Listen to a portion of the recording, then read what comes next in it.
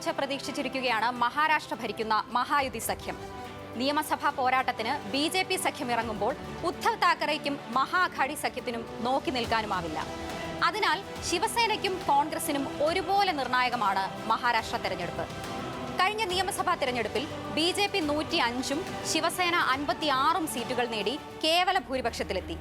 Congress 44ഉം nationalist Congress party 54ഉം സീറ്റുകൾ നേടി. ലോക്സഭാ തിരഞ്ഞെടുപ്പിൽ മഹാവികാസ് അഘാടി സഖ്യം ബി.ജെ.പിക്ക് വലിയ വെല്ലുവിളി ഉയർത്തിയിരുന്നു. 48 ലോക്സഭാ സീറ്റുകളിൽ 30 കോൺഗ്രസ്, ശിവസേന, എൻ.സി.പി. ശരത് പവാർ സഖ്യം സ്വന്തമാക്കി. എന്നാൽ ഉദ്ധവ് താക്കറെയുടെയും ശരത് പവാറിന്റെയും പഴയ വീര്യം ഇപ്പോഴില്ലെന്ന ആശങ്ക മൊത്തത്തിൽ സഖ്യത്തെ മാനസികമായി ബാധിച്ചിട്ടുണ്ടെന്നത് മഹായുതിയിൽ ആത്മവിശ്വാസം കൂട്ടുന്നുണ്ട്. വ്യക്തിപരമായി ഇനിയൊരു തിരഞ്ഞെടുപ്പ് മത്സരത്തിനില്ലെന്ന് ശരത് പവാർ പ്രഖ്യാപിച്ചത് കഴിഞ്ഞ ദിവസമാണ്. രാജ്യസഭാ അംഗത്വം തീരുന്ന മുറയ്ക്ക് തുടർന്ന് അധികാര രാഷ്ട്രീയത്തിൽ നിന്ന് മാറാനാണ് നീക്കമെന്നും പറയുന്നു. ഇത് സംഭവിക്കുമോ എന്ന് ഉറപ്പില്ല. കാരണം അധികാര രാഷ്ട്രീയത്തിൽ റിട്ടയർമെന്റുകൾ പതിവുള്ളതല്ല. ശിവസേനയുടെ പുതിയ മുഖം ആദിത്യ താക്കറയെ പാർട്ടി തന്നെ മുഖമായി ഉദ്ധവ് രംഗത്ത് അവതരിപ്പിച്ചു തുടങ്ങിയിട്ടുണ്ട്. ഉദ്ധവിന്റെ കരുത്തും പാർട്ടിയുടെ തിരിച്ചുവരവും തെളിയിക്കേണ്ടത് ശിവസേനയുടെ രാഷ്ട്രീയ ആവശ്യമാണ്. നാമനിർദ്ദേശ പത്രിക സമർപ്പിക്കാനുള്ള തീയതി അവസാനിച്ച ഘട്ടത്തിൽ വിമതർ ഉയർത്തിയ വെല്ലുവിളി ഇരു മുന്നണികൾക്കും തലവേദനയായിരുന്നു. പക്ഷേ ഇവരിൽ ഭൂരിഭാഗം പേരെയും തെരഞ്ഞെടുപ്പിൽ നിന്ന് പിന്മാറ്റാൻ സാധിച്ചു എന്നത് മഹായുതിക്കും മഹാവികാസ് അഘാടിക്കും ആശ്വാസമായി. എങ്കിലും പല മണ്ഡലങ്ങളിലും വിമത ഭീഷണി ശക്തമാണ്. ഇരു മുന്നണികൾക്കുമായി ഏകദേശം 90ഓളം വിമതരുടെ വെല്ലുവിളിയാണ് നിലനിന്നിരുന്നത്.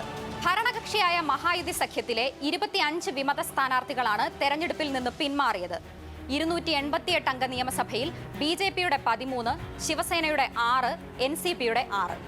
അവശേഷിക്കുന്ന 18 വിമതരിൽ 9 പേർ ബി.ജെ.പിയിൽ നിന്നും, 6 പേർ ശിവസേനയിൽ നിന്നും, 3 പേർ എൻ.സി.പിയിൽ നിന്നുമുള്ളവരാണ്. പ്രതിപക്ഷമായ മഹാവികാസ് അഘാടിയിലെ 20 വിമത സ്ഥാനാർത്ഥികളാണ് നാമനിർദ്ദേശ പത്രിക പിൻവലിച്ചത്. കോൺഗ്രസിന്റെ 9, ശിവസേനയുടെ 7, എൻ.സി.പിയുടെ 4.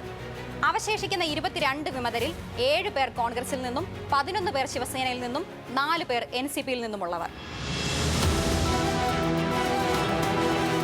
ആകെയുള്ള 288 സീറ്റുകളിലേക്കായി മത്സര രംഗത്തുള്ളത് 7994 സ്ഥാനാർത്ഥികളാണ്. ഇതിൽ ബി.ജെ.പി. മത്സരിക്കുന്നത് 148 സീറ്റുകളിലേക്കും. ഭരണകക്ഷിയായ മഹായുതിയിൽ മുഖ്യമന്ത്രി ഏക്നാഥ് ഷിൻഡെയുടെ നേതൃത്വത്തിലുള്ള ശിവസേന 83 സീറ്റിൽ മത്സരിക്കും. അജിത് പവാറിന്റെ എൻ.സി.പിയിൽ നിന്ന് 54 സ്ഥാനാർത്ഥികളും മത്സര രംഗത്തുണ്ട്. മറ്റ് ചെറു പാർട്ടികൾക്ക് 5 സീറ്റുകളും നൽകി. മഹാവികാസ് അഘാടിയിൽ കോൺഗ്രസ് 103 സീറ്റുകളിലും, ഉദ്ധവ് താക്കറെയുടെ നേതൃത്വത്തിലുള്ള ശിവസേന 94 സീറ്റുകളിലും, എൻ.സി.പി. ശരത് പവാർ വിഭാഗം 87 സീറ്റുകളിലും 2 വീതം സീറ്റുകളിൽ സമാജ്വാദി പാർട്ടിയും സി.പി.ഐ.എമ്മും മത്സരിക്കുന്നു.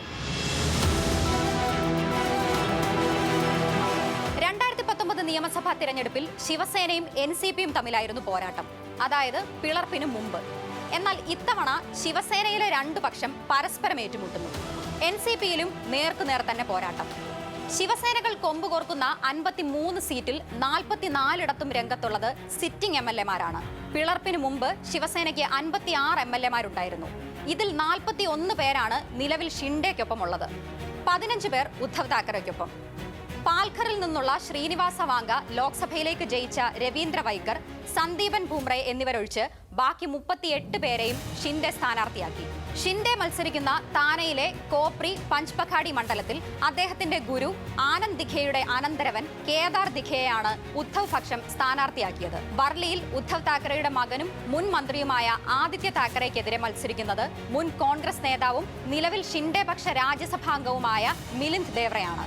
മുംബൈ മെട്രോപൊളിറ്റൻ പ്രദേശത്ത് ഇരു സേനകളും ഏറ്റുമുട്ടുന്നത് 20 സീറ്റിലാണെന്നത് പോരാട്ടം കടുപ്പിച്ചു. മറ്റൊരു പ്രധാന കേന്ദ്രമായ കൊങ്കണിൽ 6 സീറ്റിലും. അജിത് പവാർ, ശരത് പവാർ എൻ.സി.പികൾ നേരിട്ട് ഏറ്റുമുട്ടുന്നത് 36 ഇടങ്ങളിൽ. 15 മണ്ഡലങ്ങൾ പശ്ചിമ മഹാരാഷ്ട്രയിലും 7 സ്ഥലങ്ങൾ വടക്കൻ മഹാരാഷ്ട്രയിലും. മറാത്ത്വാഡയിൽ 5, വിദർഭയിൽ 4, മുംബൈയിൽ 1, മുംബൈ മെട്രോപൊളിറ്റൻ മേഖലയിൽ 2, കൊങ്കണിൽ 2. അതിലെടുത്തു പറയേണ്ടതാണ് ബാരാമതിയിലെ മത്സരം. സഹോദരൻ ശ്രീനിവാസ് പവാറിന്റെ മകൻ യുഗേന്ദ്ര പവാറാണ് ബാരാമതിയിൽ അജിത് പവാറിന്റെ എതിർ സ്ഥാനാർത്ഥി.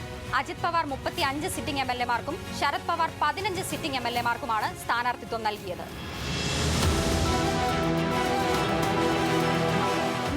അമിത്ഷായും കോൺഗ്രസിലെ കുടുംബവാഴ്ചയെ പരിഹസിക്കാത്ത പ്രസംഗങ്ങളില്ല. എന്നാൽ മഹാരാഷ്ട്രയിലെ ഇരു സഖ്യങ്ങളിലും നേതാക്കളുടെ കുടുംബാംഗങ്ങളും ബന്ധുക്കളുമായി നിരവധി പേർ പട്ടികയിൽ ഇടം നേടിയിട്ടുണ്ട്. BJP ഇതിൽ നിന്ന് വ്യത്യസ്തരല്ലെന്ന് ചുരുക്കം. ലോക്സഭാ തെരഞ്ഞെടുപ്പിന് മുന്നോടിയായി BJPയിൽ ചേർന്ന മുൻ മുഖ്യമന്ത്രി അശോക് ചവാന്റെ മകൾ ശ്രീജയ ചവാൻ പരമ്പരാഗത മണ്ഡലമായ ഭോക്കറിൽ നിന്ന് മത്സരിക്കും. മലാഡ് വെസ്റ്റിൽ നിന്ന് BJP മത്സരിപ്പിക്കുന്നത് പാർട്ടി അധ്യക്ഷൻ ആശിഷ് ഷെലാറിന്റെ സഹോദരൻ വിനോദ് ഷെലാറിനെയാണ്. ആശിഷ് ഷെലാർ വീണ്ടും മത്സരിക്കുക ബാന്ദ്ര വെസ്റ്റിൽ നിന്നാണ്. ആരോഗ്യ പ്രശ്നങ്ങളെ തുടർന്ന് അഹല്യനഗർ ജില്ലയിലെ ശ്രീഗോണ്ട മണ്ഡലത്തിൽ നിന്നുള്ള സിറ്റിംഗ് MLA ബാബൻ റാവു മത്സരിക്കുന്നില്ല. പകരം ഭാര്യ പ്രതിഭ പച്പുട്ടയെയാണ് മത്സരിക്കുന്നത്. മാസങ്ങൾക്ക് മുമ്പ് പോലീസ് സ്റ്റേഷനിൽ വെച്ച് ശിവസേന പ്രവർത്തകന് നേരെ വെടിയുതിർത്ത കല്യാൺ ഈസ്റ്റിൽ നിന്നുള്ള MLA ഗൺപത് ഗേക്വാദ് ജയിലിലാണ്. ഗൺപത്തിന് പകരം ഭാര്യ സുൽഭ ഇവിടെ മത്സരിക്കും. മുൻ കേന്ദ്രമന്ത്രിയും ലോക്സഭാംഗവുമായ നാരായൺ റാണയുടെ മകൻ നിതേഷ് റാണയാണ് കങ്കാവലിയിൽ സ്ഥാനാർത്ഥി. പൂനെയിൽ ചിഞ്ച്വാഡിൽ അന്തരിച്ച പാർട്ടി നേതാവ് ലക്ഷ്മൺ ജഗ്താപിന്റെ ഭാര്യയും സിറ്റിംഗ് MLAയുമായ അശ്വിനി ജഗ്താപിനെ മാറ്റി സഹോദരൻ ശങ്കർ ജഗ്താപിന് BJP ടിക്കറ്റ് നൽകി. മന്ത്രി ഉദയ് സാമന്തിന്റെ സഹോദരൻ കിരൺ സാമന്തിനെ രത്നഗിരിയിലെ രാജാപൂർ സീറ്റിൽ നിന്ന് ഷിൻഡെ ശിവസേന പക്ഷം മത്സരിപ്പിക്കും. ലോക്സഭാ MPമാരായ സന്ദീപൻ ഭൂമാരെ, രവീന്ദ്ര വൈക്കർ എന്നിവരുടെ കുടുംബാംഗങ്ങൾക്കും ശിവസേന സീറ്റ് നൽകി. NCP അജിത് പവാർ പക്ഷം പാർട്ടി MLCയായി പങ്കജ് ഭുജ്പാലിനെ നേരത്തെ നോമിനേറ്റ് ചെയ്തിരുന്നു. നാസിക് ജില്ലയിലെ യോല മണ്ഡലത്തിൽ നിന്ന് മത്സരിക്കുന്ന മുതിർന്ന പാർട്ടി നേതാവ് ഛഗൻ ഭുജ്പാലിന്റെ മകനാണ് പങ്കജ്. OBC പട്ടികജാതി വിഭാഗങ്ങളെ ഒപ്പം നിർത്തി വിജയിച്ച ഹരിയാന മോഡൽ മഹാരാഷ്ട്രയിലും പരീക്ഷിക്കുകയാണ് BJP.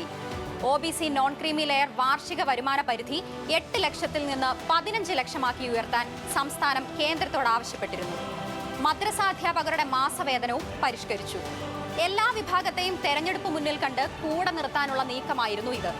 ഈ തീരുമാനങ്ങളെല്ലാം വോട്ടായി മാറുമെന്നാണ് BJP, ഷിൻഡെ, അജിത് പവാർ സഖ്യം പ്രതീക്ഷിക്കുന്നത്.